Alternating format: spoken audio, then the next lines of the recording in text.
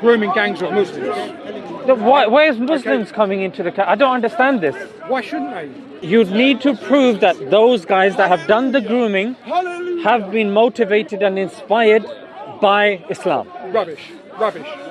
That's rubbish. Why not? If you're saying they're Muslim and Islamic grooming gangs, that's what you need to prove. No, I don't need to prove it. No, well, they're just Muslims because you just happen to label them as Muslims. They're cultural Muslims. Yeah. Well, then, majority of the grooming gangs are cultural Christians, and that's 85% plus. Let's talk about Christianity and the Bible then. No, I don't want to talk about Christianity and the Bible. Bible. Well, that's a problem.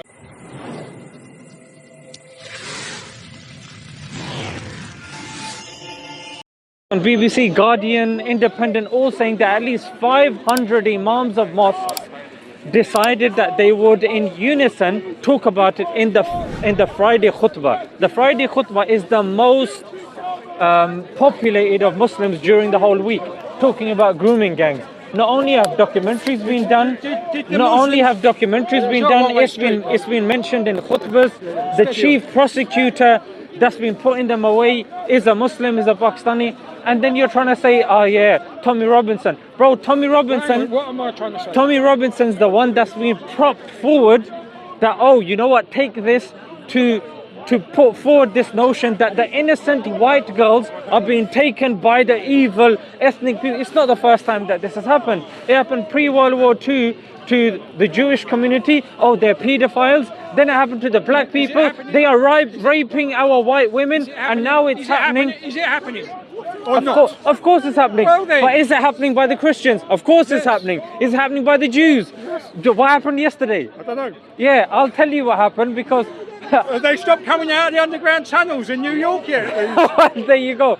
But one of the chief chair of the Jewish labor movement, he was just arrested, I think it was yesterday, for trying to meet an underage kid.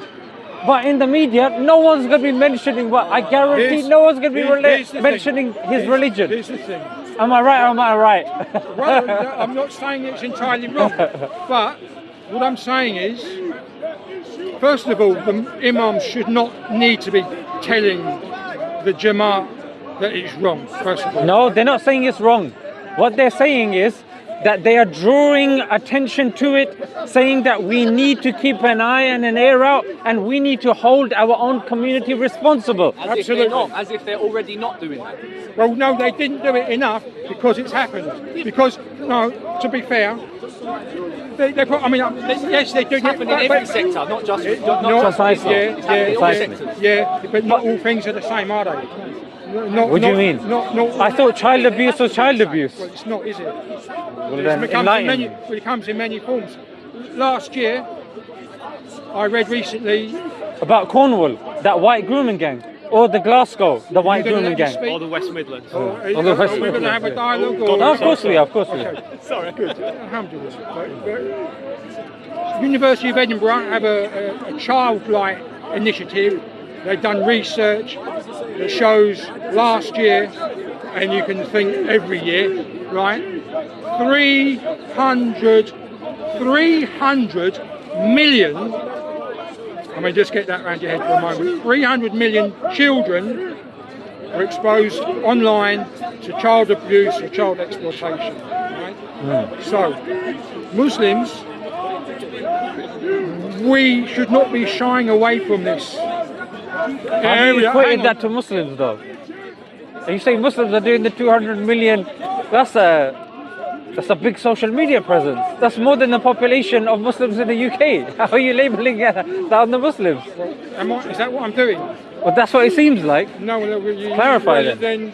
Well, it's not even apparent. I mean, that's your perception. Because that's how the conversation started from the beginning. I'm sorry to say, it's characteristic of what I see as an issue amongst British Muslims. Is this also got to do with us?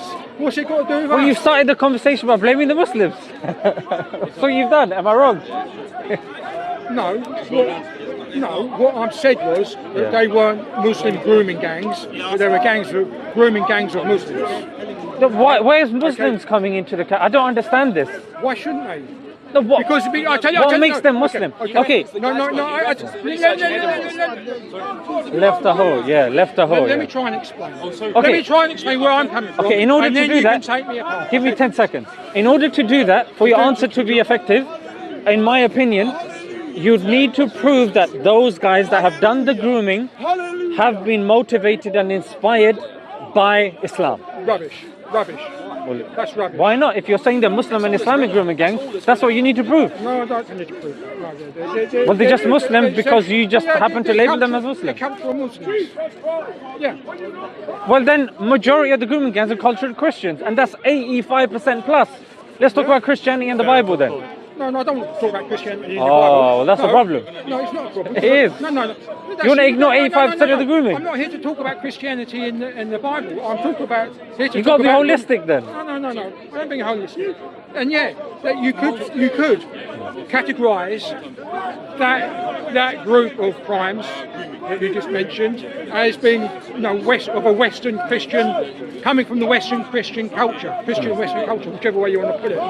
And you would not be wrong. That would be right. I would say you're wrong. I don't think you can blame the Bible or entire Christianity. It's not about blaming the Bible. For That's ridiculous. a bunch of doofus groomers. That's ridiculous. And all you're doing is you're pursuing that argument, advocating so many crybaby Muslims do. That it's got nothing to do with us, brother. Those crimes are happening in. I didn't say it's got nothing to do with us, by the way. That's kind of it. It's like Mo hijab, right?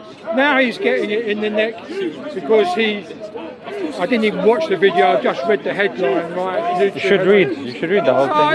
I can't read everything. I mean, I read the headline. I can't read anything. I don't see all your Well, if you're going to come and Listen, you're going to... let me you make should the read point. it. No. I saw enough to make a point, yeah? The headline's not enough. The headline, you're not even letting me put that across. Go ahead. So Mo hijab apparently has made at some point along the way condemned the grooming gangs, right? At some point he's done that.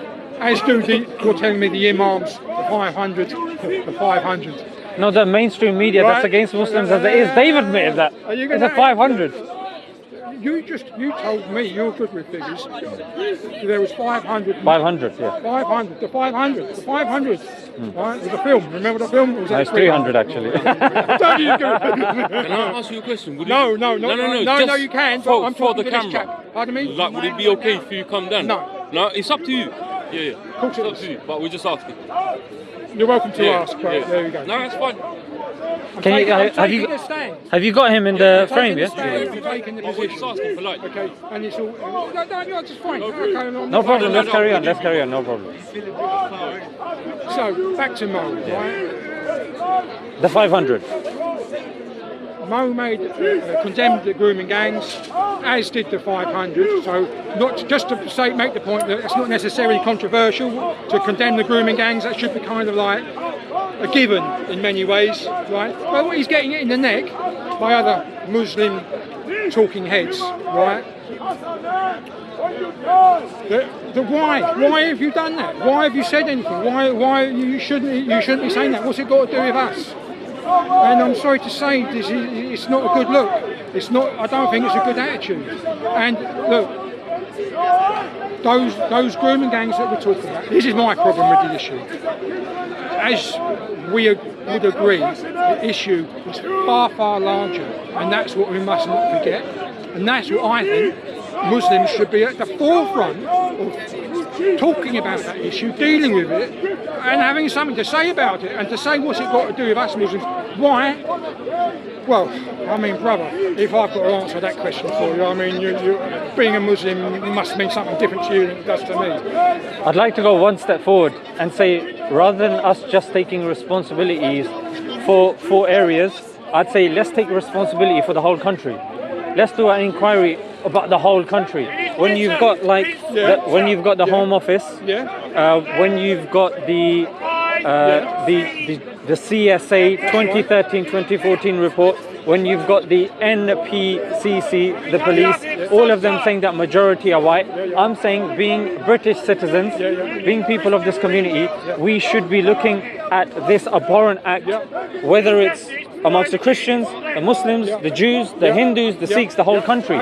We shouldn't, and this is a recommendation that even in the J inquiry, she said it's dangerous to relegate this just to a specific culture, because what you're doing is you're excluding victims that don't fit in with that, within that certain paradigm of white women with the abusers being brown. That is a problem, and that is important to point that out, as you are well doing, okay? But at the same time, you know, the other side of that coin is that where it's particular to a particular set of circumstances or group of people, the church, Archbishop of Canterbury had to go because of the particular circumstances around sexual abuse in the church. You have to look at what it is, where it is, call a spade, but what's as we like to say. But and when it's patterns, apparent patterns. I don't live there. I haven't read the report. I'm not going to read the report. Okay, I read the headlines if you're lucky.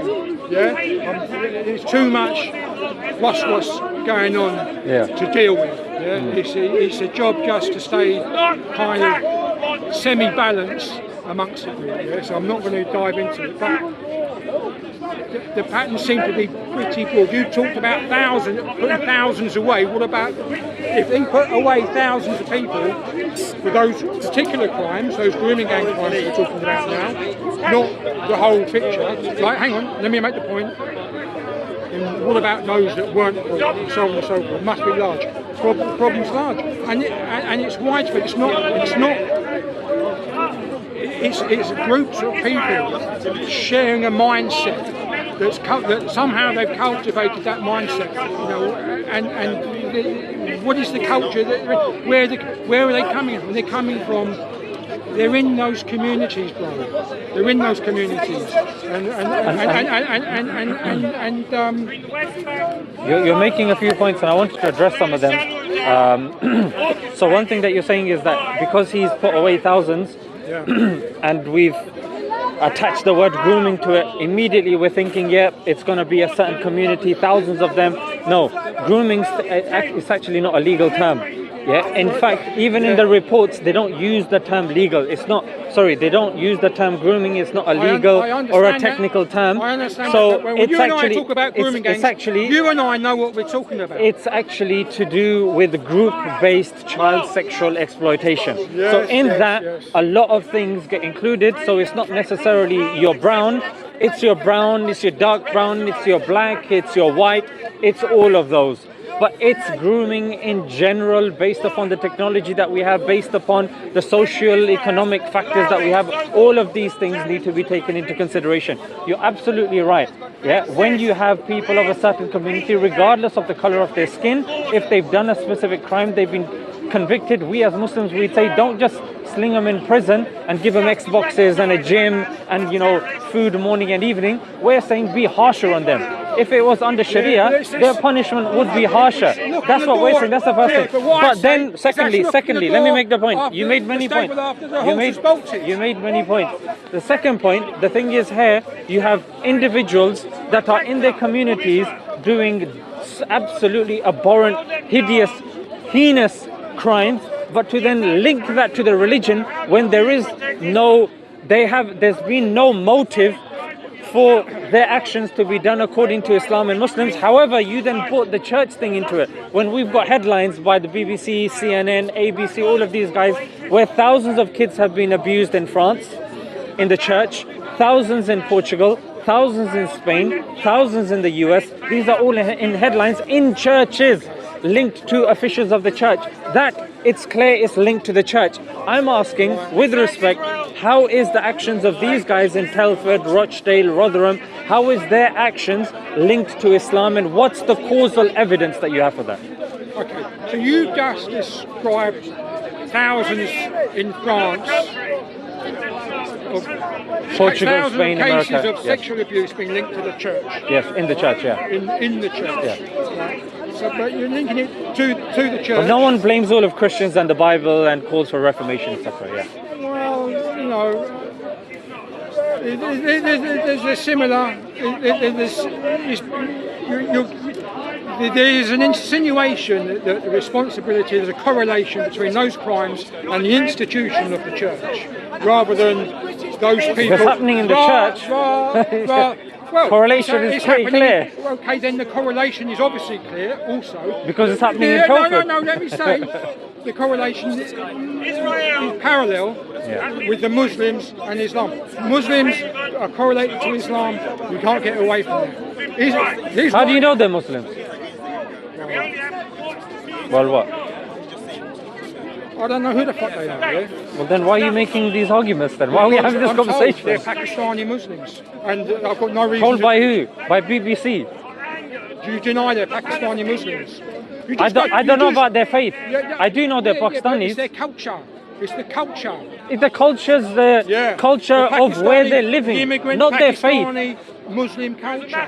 So if somebody's not following their faith, they're plowing their victims with drugs, with alcohol, having premarital sex, grooming little kids, when all of those things can get the most severest punishments, including capital punishment. What's that got to do with Islam? Thousands of men, Pakistani Muslim men. They're not all. They're not thousands of them. There's Pakistanis. There are. No, because according to the reports, they're Pakistanis, they're Indians, they're Bangladeshis, they're all sorts, and there's white as well. And there's white, I know, but they're predominant.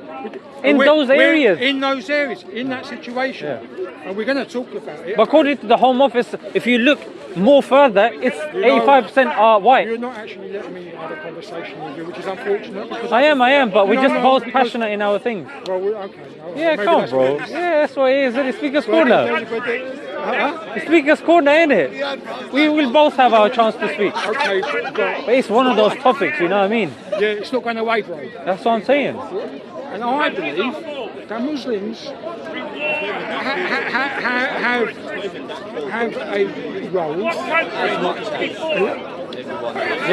as much as everyone else. That's very good, yeah. Because I hold Muslims to greater standards, quite frankly. Yeah, to a higher standard. Then I don't know what else to call them. I don't like this polar. I mean, my thing is I'm trying to get away from this polarizing. Yeah.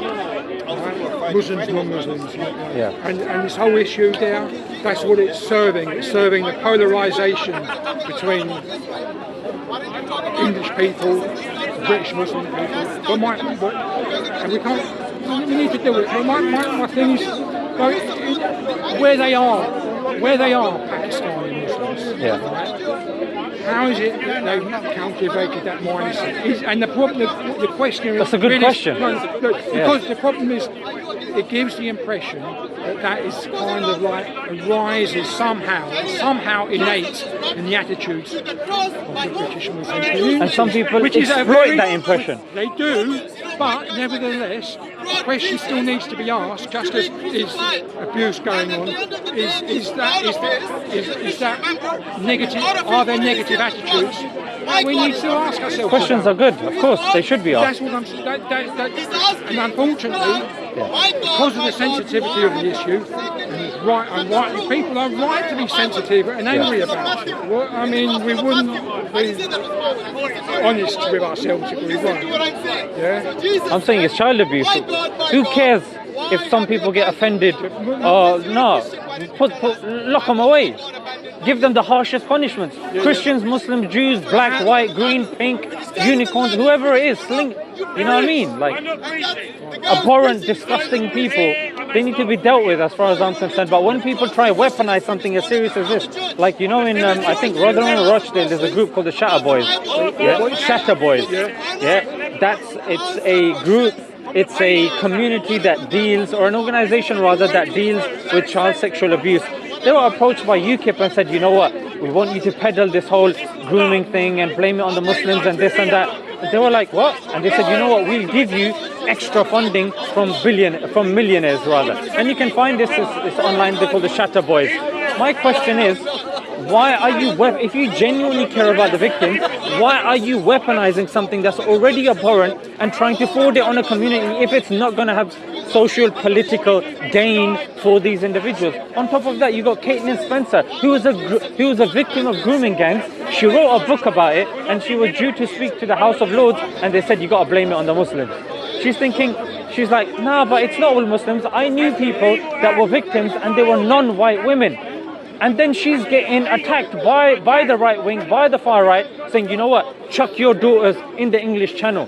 She's like, what's this? I'm being bullied by them, but I'm a victim of this. Why? Because she's not towing the line, and she's saying that I'm being told, oh, you're watering down the narrative. She's like, what narrative? Oh, you're taking away from the victims. She's like, but there are victims that are non-white as well. So what I'm saying, bro, is we have to take this all in totality. Yes, Pakistanis, yes, Indians, yes, Bangladeshis, yes, white, yes, Irish, all of it. Whoever the person may be, sling them in jail. If there's worse punishment that you can come up with, we'll be behind you. Worst punishment, regardless of who they are. But don't weaponize this cause just to forward your own political agenda. That's the issue that we have. Yeah, that is a issue, and that issue is overshadowing looking at the realities on the ground. That's the problem. It is an issue, and it is an actual problem that intelligent, grown-up people need to deal with. How do we actually, eyes open, look at the truth of the situation, and at the same time avoid the political football that it's become? That's it. Okay, because that is a problem. That is a real problem. And we unify under the banner of right and wrong. That's it. That's what we do. We unify under the banner of right and wrong, as opposed to I believe. Unify, right. Well, that's what I'm here today. Oh, yeah, I mean, that kind of coincides. That's what I'm all about. English Muslim Alliance. And that was a good conversation. Thank you so much. And that's Shaheen. Zishan. Zishan. Not Your she, name? Z. No, not she. Z. I don't identify as she. Zishan. I like what you do. You're a different I character appreciate it. on I the video appreciate it. than when you hear your. And I Alhamdulillah. respect. You gotta be I focused respect on it. your knowledge. I really do. And I Thank you, brother. respect your work because Thank you, I've told you before. You do read the numbers. I don't always agree with you, and that's human. I will point that out. I mean, I don't. What do you think? I mean, Andrew Tate. We can't ignore it. Andrew Tate. Let's leave that for another day. I mean, we've had a good convo with the grooming thing. Okay. Yeah, but I'll let you talk to other people as well. Yeah, because he's calling out Muslims. Right, That's another chapter. Yeah. Because don't look at us, because it's like back in the day, forgive me, right? But back in the day when I was growing up, schoolboy, adolescent, it's like you're only saying that because I'm black. Yeah. Some And people it's do like, weaponize certain things. Yeah. And, But next time. Okay. Your name?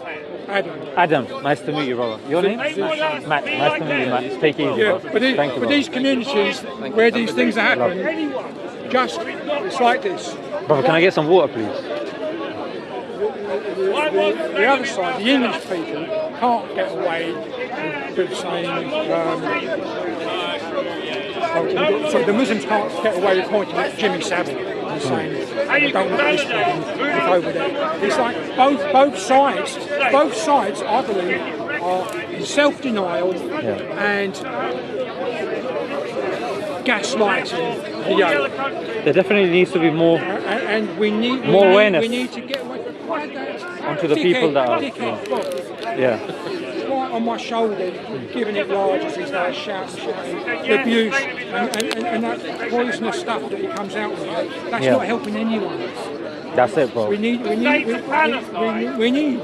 stand together. We need to have more conversations. Inshallah. Take it easy, bro.